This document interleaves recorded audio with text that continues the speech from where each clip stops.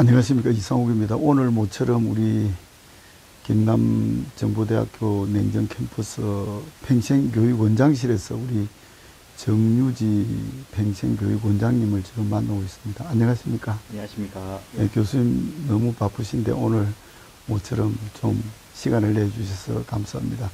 우리 디지털 문예 창작가가 2024년? 네. 4년에 이제 개설돼가지고 올해가 이제 2기가 됐죠.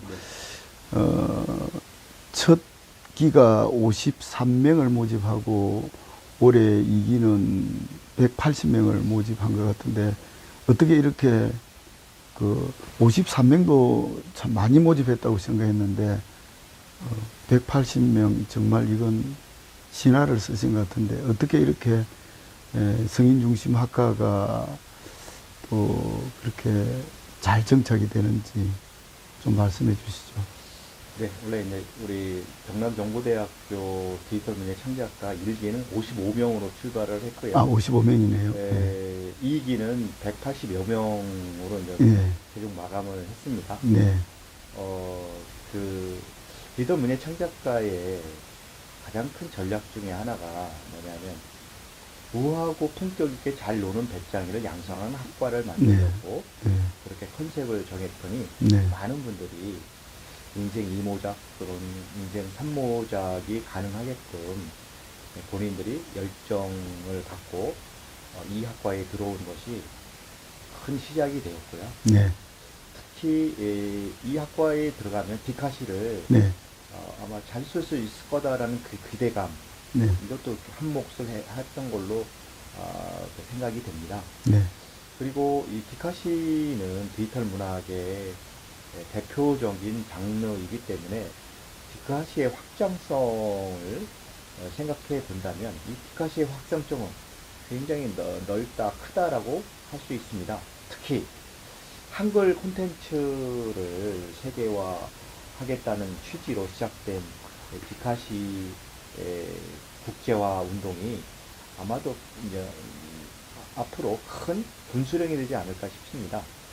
대한민국이 21년 전에 디카시 종주국임을 선언했고 특히 2019년 그 다음에 2020년을 기점으로 해서 한국 디카시 협회와 한국 디카시 연구소를 중심으로 해서 디카시 세계화의 시작이 되었고요. 그러므로 인해서 국내 디카시 인구 1만여 명, 또 전 세계 디카시 인구 1만여 명, 약 2만여 명의 또 쾌거를 이루는 그 계기가 되지 않나 싶습니다. 디지털 문예 창작과는 한마디로 한국 디카시 협회와 그리고 한국 디카시 연구소 한 몸이라고 저는 생각합니다. 왜냐하면 디카시는 대한민국의 문학 콘텐츠를 지키는 헤이 리터러처의 대표적인 그런 디지털 문학의 그 총화이기 때문에 저는 그런 측면에서 디카시와 디지털 문예 창작과는 매우 유기성을 갖고 있다라고 생각합니다. 무엇보다 디카시를 잘 쓰려면 여러 가지 그 어떤 토탈 학문적 융합이 좀 필요합니다. 첫 번째는 사진 찍고 동영상 찍고 편집해서 유튜브 올리는 법을 좀 배우면 도움이 되고요. 두 번째는 글쓰기의 어떤 그 심화 과정, 뭐 시, 수필, 소설, 디지털 작가론, 뭐 디지털 문학, 디카시 문학 콘텐츠학, 실무 이런 것들을 총체적으로 배우면 아무래도 이제 실무 능력이, 글쓰기 실무 능력이 향상되고 또 전직 MBC 아나운서 출신 그 교수님에 의해서 직강으로 스피치 능력을 향상시켜주기 때문에 토탈 능력을 가르쳐준다는 그런 면에서는 디카시의 확장성이 담보된 학과다라고 저는 그렇게 자신 있게 말씀드릴 수 있습니다. 교수님 말씀에 아주 공감이 됩니다. 디카시를 잘 쓰기 위해서는 디카시만 배워가지고 되는 게 아니고 인문학적인 어떤 그 인프라가 있어야 이제 제대로 된 디카시를 쓸 수 있는데 디지털 문화 창작과에서 배우는 다양한 그런 커리큘럼들이 디카시를 창작하는 그런 소양을 키우는데 아주 좋은 것 같습니다. 그래서 더 디카시를 지망하는 분들이 이 디지털 문예 창작과에 오시면 정말 그 소개 성과를 달성할 수 있을 거라고 생각합니다.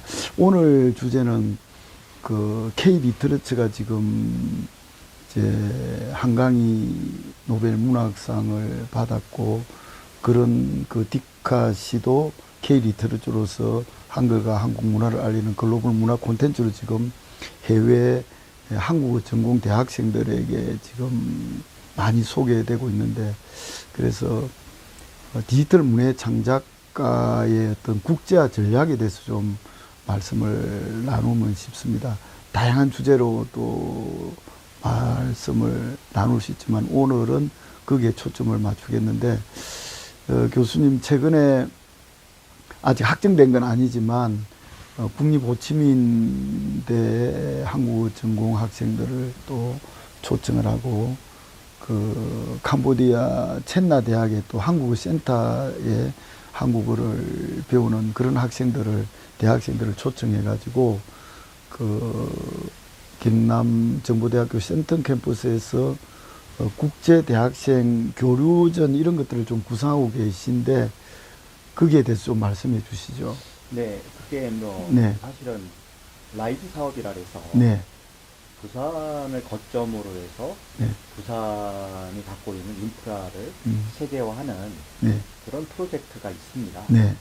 그러면 올해가 됐든 내년이 됐든 후년이 됐든 언젠가는 그 프로젝트에 의해서 부산에 초대를 해서 부산에서 그 인프라를 확장시킬 수 있는 그런 일종의 플랜인데요. 네. 뭐 가령 예를 들면 국립호치민 대학교의 한국과 학생을 초대해서 네. 우리가 일정 기간 네. 교류전을 하고요. 근데 국제라는 말이 들어가려면 2개국 이상 네. 또 초대를 해야 되기 때문에 네. 그 다음 또 초대를 생각하고 있는 곳이 저쪽에 캄보디아의 네. 첼라 대학교 쪽에 네. 있는 한국어 관련된 네. 관계자들, 네. 대학의 학생들, 네. 이런 분들을 초대를 해서 1차적으로 디카시와 어떤 확장성을 갖고 교류 대회를 한다면 매우 의미가 있을 걸로 생각이 됩니다. 사실은 많은 이들이 디카시가 문화 외교의 선봉장이 될 수 있다는 그런 생각을 전혀 하지 못하는 가운데 불구하고 네. 작년에 호치민 국립대학교 가서 네. 전격적으로 MOU도 하고 한국어로 된 디카시 공모전을 통해서 또 거기 현지에 있는 그 호치민 대학교 학생들이 또 거기 입상이 돼서 작품전도 함께 공유를 하게 되고요. 또 저는 현지에서 또 한국어로 디카시 특강도 하게 네. 되고 이런 것들이 일종의 이제 교류지 네. 않나 싶고요. 네. 그런 것들을 함으로 인해서 한국의 문화를 해외에 알리는 걸로 끝나는 게 아니라 그쪽에 이제 호치민 대학교, 국립 호치민 대학교에 있는 아주 그 우수한 인력들이 한국에 유입이 돼서 한국의 문화를 이렇게 배우고 익혀서 그들이 나중에 취업까지 할 수 있는 그런 물꼬를 텄다는 면에서는 굉장히 의미 있는 그런 MOU지 않았나 싶고요. 또 마찬가지로 이제 캄보디아의 첼라 대학도 뭐 올해가 됐던 내년이 됐던 이렇게 계획을 잘 수립해서 그들에게 MOU를 통해서 한국을 알리고 또 한국의 문화의 대표적인 콘텐츠라고 할 수 있는 디카시 한글 콘텐츠를 또 그들에게 심어줘서 한국의 우수성, 그러니까 문화적인 어떤 우수성을 심어줄 수 있다면 이 또한 매우 의미가 있지 않나 싶습니다. 네. 그 일환으로 이제 우리 조만간 정 교수님하고 저하고 그 첼라 대학을 방문해가지고 그 첼라 대학과 경남정보대 MOU도 맺고 한국 디카시 연구소와 첼라 대학과도 MOU를 맺어서 우리가 이제 그 6월 14일 오후 2시에 고성에서 제 18회 경남 고성 국제 디카시 페스티벌을 합니다. 그래서 그때 가능하면은 그 학생들도 이렇게 초청을 할 수 있으면 좋을 것 같은데 그건 확정적이지는 않습니다만 그런 걸 논의하기 위해서 그 프롬펜 첸나 대학을 방문하려고 그럽니다. 그래서 지금 그런 절차를 밟고 있는데 그런 부분에 대해서도 좀 그 어떤 기대를 갖고 있는지 교수님, 어쨌든 그걸 경남정보대학하고 또 이렇게 MOU를 맺어야 되니까, 사실 MOU를 뭐 대학이 이제 여러 해외 대학과 막상 MOU를 하지만은 그냥 맺기만 하고 제대로 교류가 안 되는 경우가 많은데, 그렇죠. 예. 그걸 학생 또 교수 교류 이런 것들이 실질적으로 좀 이루어지려면 어떻게 하면 좋겠습니까? 물론 우리 대학 총장님이 지원을 해 주셔야 되지만 또 우리 평생교육 원장도 맡고 계시고 디지털 문해 창작과 학과장이시니까 그런 것들을 실질적으로 교류할 수 있는 좀 방안에 대해서 좀 아이디어를 좀 말씀해 주시면 좋겠습니다. 1차적으로 네. 사업 검토가 네. 적절한 인물을 이제 판단해서 네. 실무자에게 네. 공감대를 이제 형성하는 게 가장 네. 우선인 것 같고요. 설득을 해야 예, 되겠죠. 예. 지금 이 상황에서는 제가 네. 구체적으로 어. 어떤 모든 게 이제 예산적인 확보와 네. 거기에서 이제 수반되는 어떤 네. 플랜의 네. 실시 과정 네. 이런 것들이 이제 수반돼야 되므로 그거에 대해서는 조금 시간이 좀 필요하고요. 네. 네. 다만 제 생각은 이렇습니다.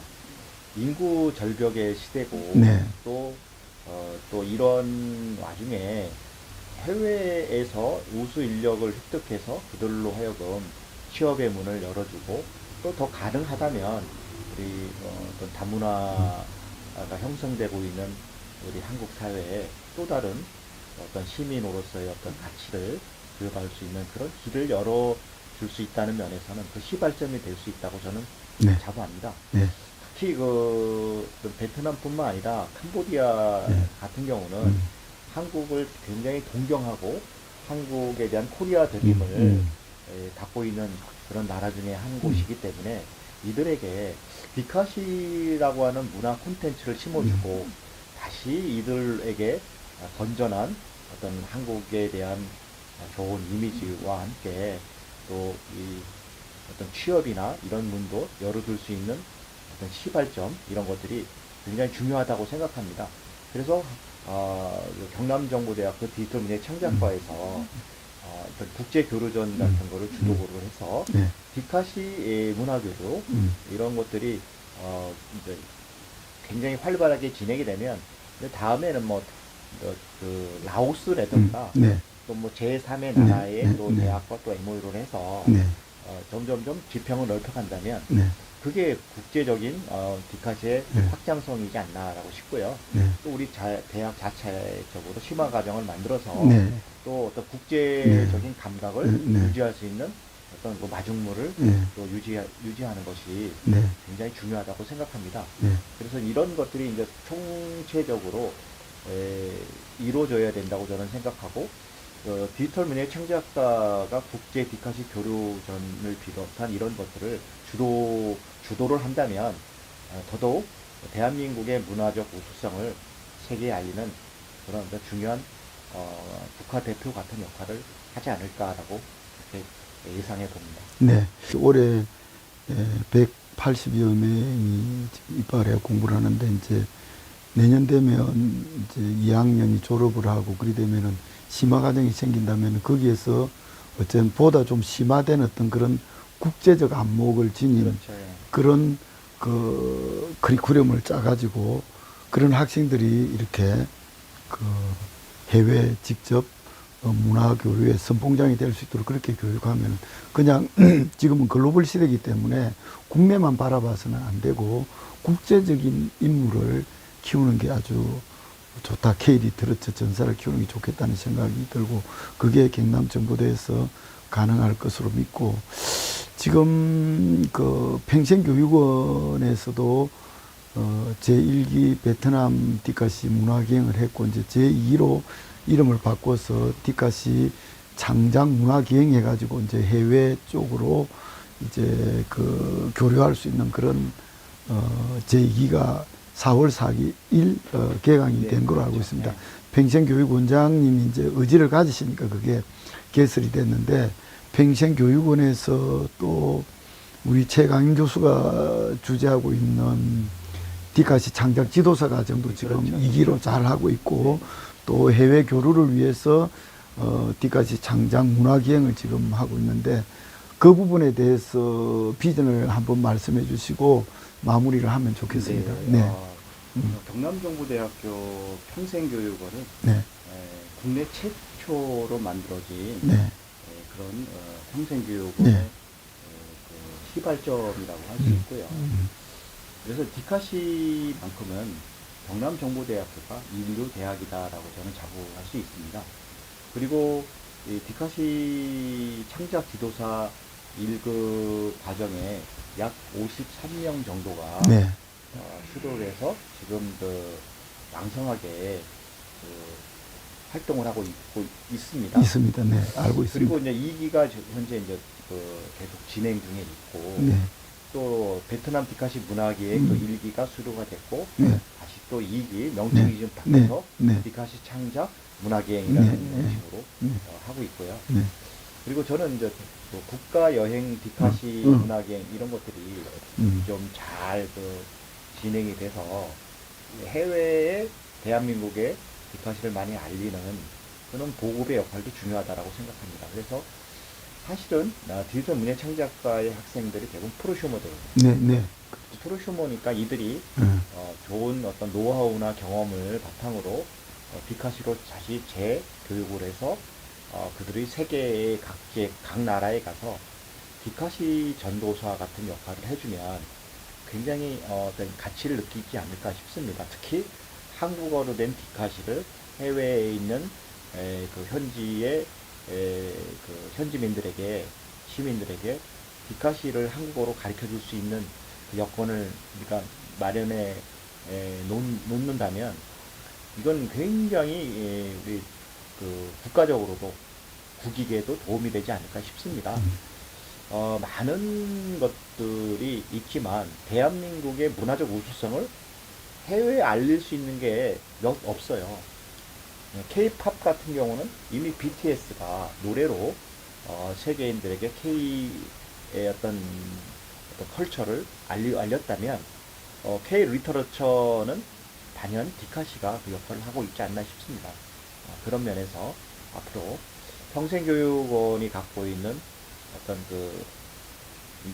기존의 시스템을 잘 확장시켜서 뭐 요리 디카시 같은 부분도 좀 앞으로 추후 만들고 또 디카시 프랜차이즈 같은 것도 좀 더욱 확장시켜서 디카시가 세계인들에게 또 국내인들에게 뭔가 도움이 될 수 있는 그런 방향 쪽으로 앞으로의 비전을 보고 있습니다. 네. 저 교수님 말씀하신 게 이게 흔히 아닌 게 이번에 우리 경남정보대 윤태한 교수께서 푸드 디카시집을 내가지고 정말 화제가 되고 있는데 그래서 디카시를 문화 콘텐츠로 해서 활용할 수 있는 방안은 국내적으로 너무 무궁무진한 것 같아요. 무궁무진합니다. 예, 그래서 그 중심에 디지털 문예 창작가가 있고 정유주 교수님이 계셔서 너무 든든하고 좋습니다. 오늘 좀 긴 대담이지만 참 유익한 그런 담론이었던 것 같습니다. 교수님 감사합니다. 감사합니다. 네, 네.